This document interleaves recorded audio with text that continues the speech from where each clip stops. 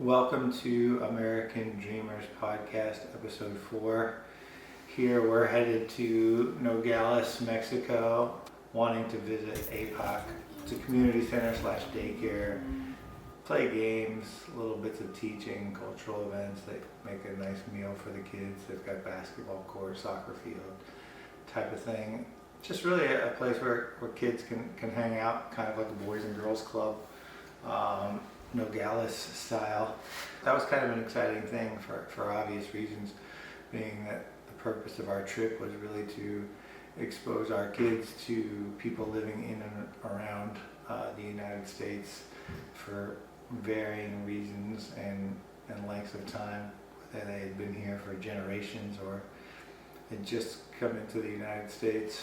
That really was our goal for the whole trip. So this was a big milestone. It was the first time we were going to drive our van into Mexico, packed with everything that we took for the year on the road.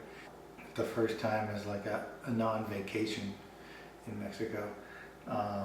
We had walked in earlier in the trip for the day into Tijuana, but this was a multi-day adventure, driving everything down in there. We continue further east toward Nogales, a city cut in half by the wall, located on the border of Mexico and the United States in southern Arizona. Nogales, Arizona feels more like Mexico than it does the U.S. It seems to exist mainly as a border crossing for Mexican workers and Mexican Americans to move easily back and forth across the border. Nogales is on our radar as I had read about APAC, a nonprofit community center in an impoverished neighborhood in southern Nogales, Mexico, which cares for its local children while their parents work long days in American factories just south of the border. APAC is an acronym that translates to Home of Hope and Peace. I hope exposing our children to this reality gives them a better understanding of the quality of life our neighbors to the south endure. When we got to Nogales, Arizona, it was hot. We hadn't yet received confirmation that we could come and stay at APAC. They are a community center for their town and to their kids in their neighborhood, but they also market themselves as a tour guide for Americans that want to come down and learn about that community, see some of the effects that all the American factories have on their community. And I would imagine it's greatly impacted. A lot of the people who work there work in American factories that are set up just across the border, and their lives are affected by the way those companies treat them. I'm sure that companies are set up there because it's cheaper labor and probably a lot less environmental guidelines and rules, and I'm sure there's total absence. There's no unions, I'm sure, for the Mexican workforce that's doing those jobs. I really have no idea, and I was hoping to get a little bit more of an understanding of what that might be like and how that might affect people. The heat is unbearable. Still in Arizona, we search out a pool to get some relief while awaiting confirmation for our visit to APAC. The only thing we find is a high school that's closed for summer with a locked swimming pool. The only way in is to scale the fence. We fear getting caught, but it's hard to resist the water. After some deliberation, we decide to go for it, but implement a self-imposed time limit to reduce our chances of getting in trouble. It's late afternoon when we get a call from APAC telling us that we can visit. There's a cultural exchange group coming from a church in Colorado this week, and we can fit in along with them. We'll need to pay $7 a night per person, but meals are included. They advise us against crossing the border at this late time of day, warning that it can be confusing to drive if unfamiliar with the roads of Nogales, Mexico. They arrange for us to park and sleep for the night in the lot behind St. Andrew's Episcopal Church, their partners here in the U.S., who provide monthly doctor visits and essential health care to Mexican children in need. In the morning, we're greeted by Reverend Roger, who offers us a shower and invites us to attend the morning mass. There's a sermon on travelers. They bless our trip. The boys are invited to Sunday school where they make welcome cups with other children. It's a nice feeling to see how much they've included us travelers in their morning service. We socialize and have ice cream that's provided by a local couple celebrating their anniversary. It's wonderful to learn more about the essential medical services the church provides to the children of HEPAC, and to hear how the local ICE agents turn a blind eye to them when they cross through the border for these services. We get to see firsthand the power of the human spirit and how it rises above the wall here in Nogales and seems to right the missteps of the law.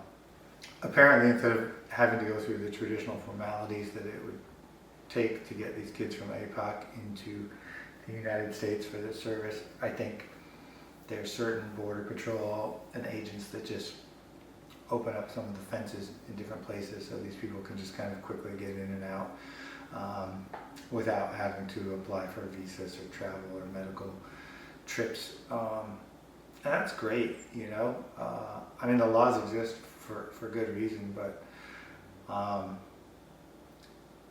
this also seems like a really good reason just to kind of ignore the laws and allow people to quickly get in and out and get some essential services.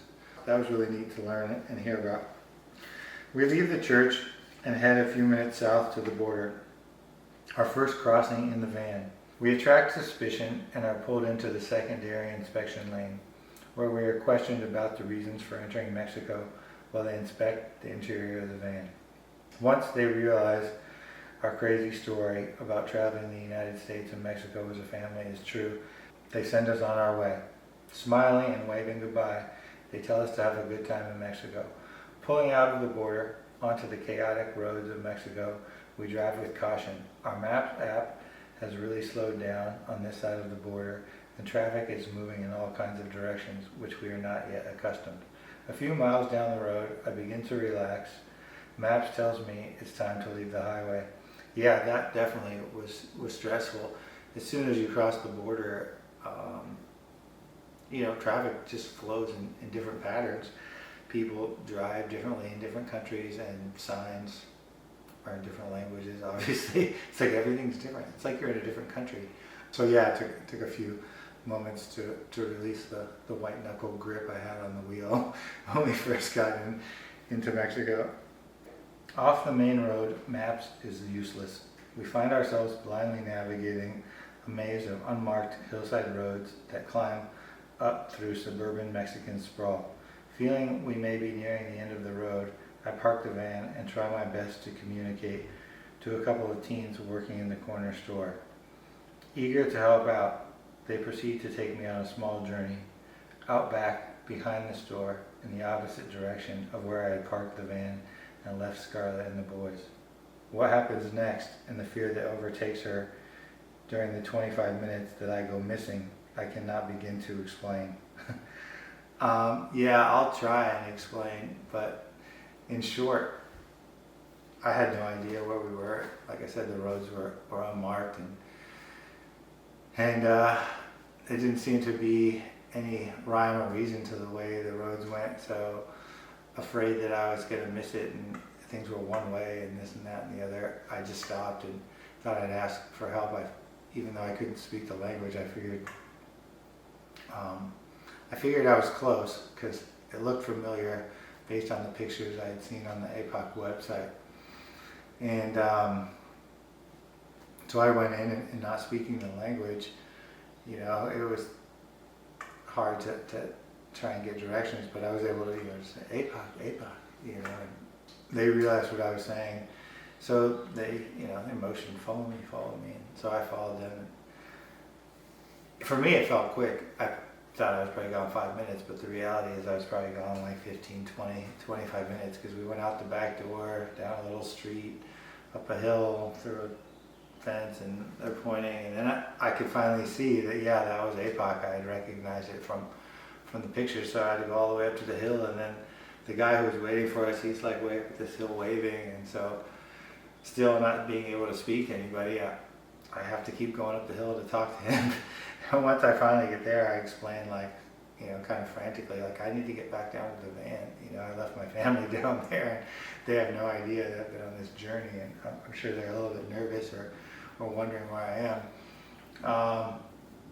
And needless to say, they were way more than wondering when I finally got back. Scarlett was totally afraid and freaked out. Anyways, I'll get back to reading.